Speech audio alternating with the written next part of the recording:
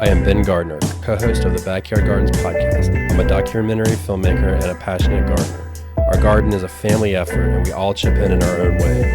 In the garden or house, we grow to cook and cook to grow. This is the Backyard Kitchen. All right, love, what are we cooking today? We are cooking wasabi tuna. Wasabi tuna. We have the tuna. We have wasabi peas that have been crushed down in a coffee grinder. We have garlic powder, black pepper, salt, and then we're going to do asparagus on the side and some olive oil. You got to have some kind of vegetable. Yeah. Right? And we did not grow the asparagus because, quite honestly, as a gardener, I'm a little too impatient to tie up some space for a 2-year wait period to start getting asparagus. But don't they grow one by one? Yeah, that's they grow asparagus. Yeah, they grow one by one. Yeah. So it's kind of a difficult waiting period, I should say. So, all right, we're going to preheat our oil and we are going to get started cooking our wasabi tuna. All right, so what are we going to do with the tuna?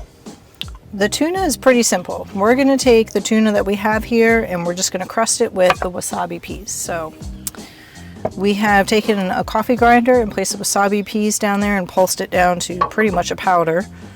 And I'm just going to sprinkle and mash, essentially. Yeah, you want to get it in there, right? Yeah, I'm gonna be pretty generous too. So. And why are we generous? We're generous because some of it's gonna fall off when it's cooking. Yeah, a lot of it falls off. So we use the wasabi peas because it's, first of all, you can use a lot more, and it cuts, the pea part cuts the spice of it, I would say, wouldn't you? Yeah, wasabi's a lot like horseradish, so it's a different kind of hot. I love horseradish and wasabi all day long, but I can't eat like buffalo flavor and like certain, like a really hot pepper bothers me. So, or like ginger I can eat. So we good? Yeah, we're good. Everybody's kind of different with what they're willing to tolerate for heat. So then you're just gonna get the pan nice and hot. What are you gonna do with all that extra wasabi? I feel like feeding it to the dog. I don't know. She likes it. She likes spicy food. I put a whole lot in there. I'm gonna wipe down my hands before we start trimming this asparagus. This asparagus? Asparagus. It's asparagus. Asparagus. It's asparagus. Have you ever eaten asparagus raw? Have you ever tried it? I don't know that I have. It's really good, yeah. Believe it or not. You should try it. Don't eat this one, silly. Why? Because that's the butt. Nobody eats the butt of the asparagus. Oh, well, I was going to chew off the little piece right there. Oh, here you go. Yeah, you're right. Nobody eats the butt of the asparagus. It's not bad, is it? Remember that restaurant we went to where they served us 4 spears of asparagus? Oh, that expensive restaurant. We went in there and we sat down and we said, oh yeah, we want asparagus. And it was, what was it? It was like $15 and they gave us 4 spears of thick asparagus. Yeah, it was bougie. It was bougie and ridiculous. And yeah, I think they had vegan pizza, which was why we went there initially. Yeah. But it just... which wasn't very good to start off with. Never liked vegan pizza. And the service was bad. I'm like, if you're going to be high end, you better have good service. Yeah. You know? But that's all right. That's why we make our own asparagus. Because asparagus is pretty easy and we're pretty simple with our flavors. So it's not, doesn't take much to please us with asparagus. So because we have the backyard garden, one of the things that we haven't really shown, but we've kind of just kept hidden under the tables, whenever we're using, whenever we're cutting vegetables and we've got the end products, like the end of the asparagus, we save everything in a bucket like this, which is from when we've gone strawberry picking, and we put all of our compost into this. And then when the bucket gets full, we take it outside and throw it in the compost. We make compost for our garden. Or sometimes we give things to chickens, like the ends of lettuce or something that's still edible. But yeah, if it's not moldy, we give it to the chickens, but a lot of times it takes us, we let it sit longer than it should, and it gets there's a little bit of mold in there or something. We don't really want to feed it to the chickens because that's where our eggs come from. So it's not pleasant. If I don't want to eat it, I don't want to feed it to my chicken. Exactly. Well, I don't want to eat the end of a lettuce either. So, but I could if I had to. True. I could. You eat the greens on strawberries. I do eat the greens on strawberries. And peanut shells. Why you got to tell everybody I eat peanut shells for? Well, maybe somebody else out Well, there hold on, eats no. peanut shells. So, okay. So you eat peanut shells. Why do I eat peanut shells? Do you want to tell me, or you want... You know what? I'll tell them. I don't know why you eat it, because I don't. So, it's weird and gross to me, but... Pure logic here. Pure logic. If you get roasted peanuts, salted roasted peanut in the shell, and you crack it open, there is no salt on that peanut itself. You can get garlic flavored, you can get salt and pepper, you can get hot, you can get cold, you can get sweet and sour, you can get all kinds of things, but there's no flavor. But once I put that peanut shell in my mouth, boom, ain't nothing but flavor in there. And that is why I eat the peanut shell, and I get funny stares everywhere I go. I told Batavia about it on the podcast, Backyard Gardens podcast, and she thought that I was tripping, but I do. I love it, and that's how it is. Do you eat sunflower seeds too? Or not the seeds, but the shells? Yeah. Why? Different strokes. They're not as pleasant to eat. They're a little stabby. is that the... Fibrous, maybe? Fibrous, yeah. Yeah, they're stabby. All right, so we're gonna go ahead and we're gonna add the garlic, or not the garlic, the Asparagus. Into the pan. It smells so good right now. I can't even tell you. It's a good thing you haven't eaten all day. So good. I'll tell you the nice thing about cooking outdoors, you don't have to worry about all the oil smoke and kind of that residue-y smell that you get when you cook with oil in the house. That is kind of rough when you walk into your house and you smell something that's... Like if you fry fish can be kind of rough. Yeah, frying fish, it is rough. Or if you cook... Curry. Yeah. Because remember when you were going back to school, you would walk in and because we lived in a house that had no... There was really no barriers. It was like open concept-ish, and which is what our house is now. But when we would walk in, when you'd walk out, you would always smell like dinner. Yeah, I had to wear a white lab. So I went to school. I'm a nurse now up at the hospital, and I had to wear my little white lab coat for clinical. And people would say, "Well, it smells like onions." I'm like, that's me. My bad. I don't want to smell. Yeah, we eat a lot of onions. All right, so I'm gonna get a little bit of this oil under this where the tuna is gonna go, because we want to encrust this pea. We don't want it to just kind of fall off.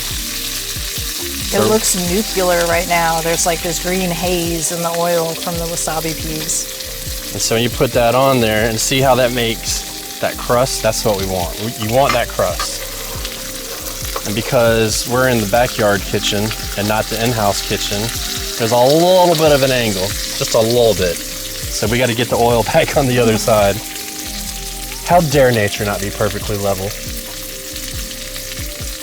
It's really bothersome sometimes.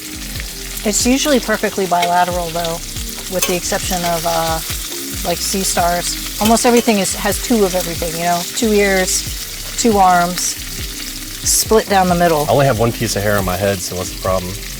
I don't know. Homer Simpson only has 3 pieces of hair. Yeah. That's hair though. Hairs are different. You ain't lying. So the question you might say is, well, why would you put the asparagus in the pan with the tuna? And basically, the reason why we do this is because when we cook, we want to use as few dishes so we can spend more time enjoying our meal than cleaning it. Because it's crazy. Like, think about Thanksgiving. You cook for what, 8 hours? And then you eat in 15 minutes. And then after that, you're cleaning for 2 hours. That's crazy. Close enough. We're shooting for a medium-ish. I like mine medium rare. So that little bit of pink that you see there, that's just about perfect for me.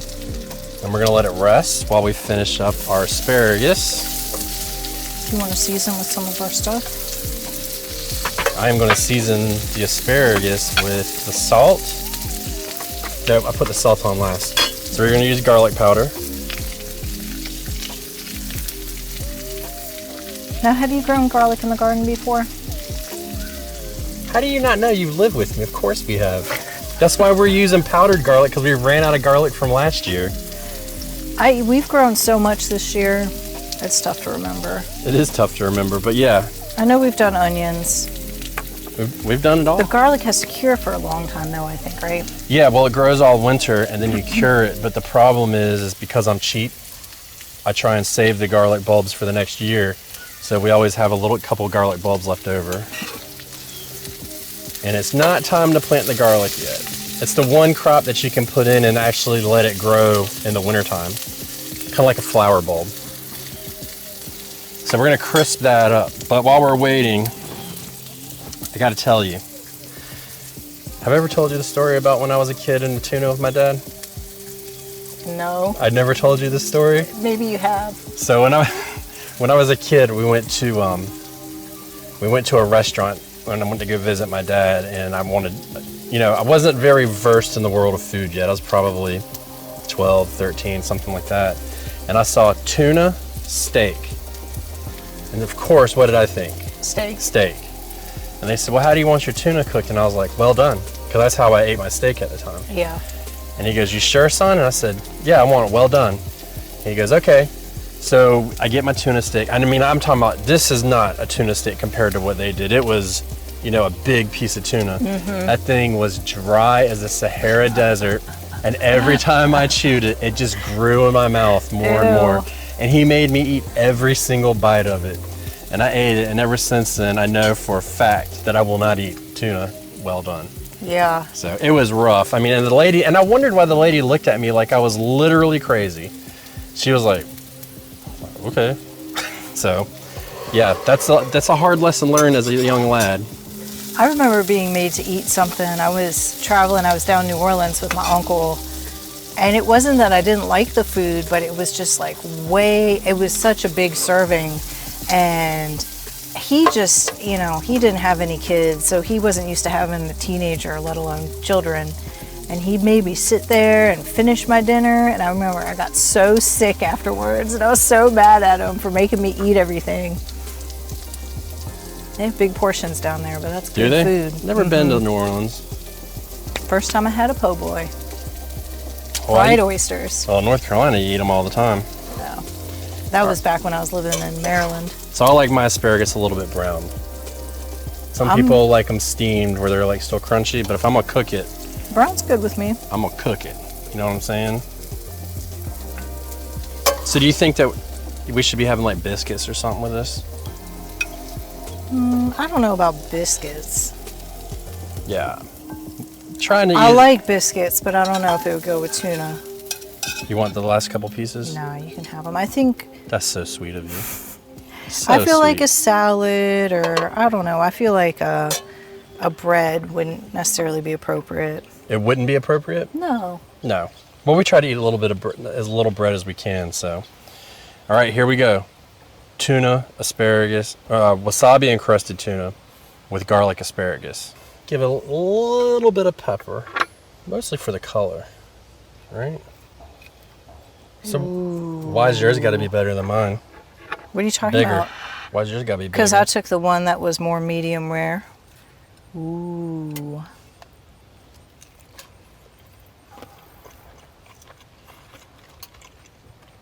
It's got a really good crunch to it. Mm-hmm.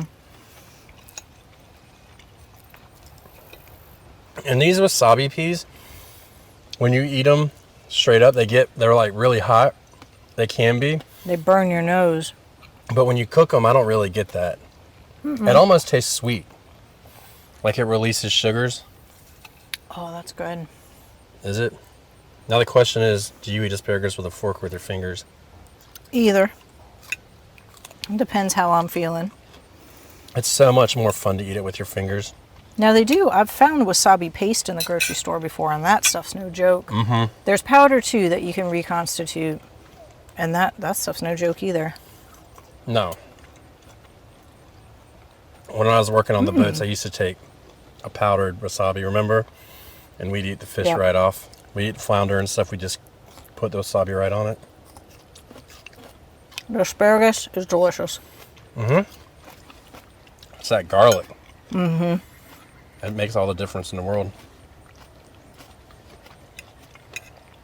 Yeah, it's very good.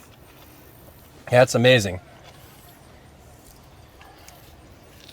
So remember, grow some food if you can, cook some food, which we all do. Don't eat your tuna well done because it's dry as the Sahara Desert and it grows in your mouth. It's magical. And stay safe, and we'll catch you guys next time.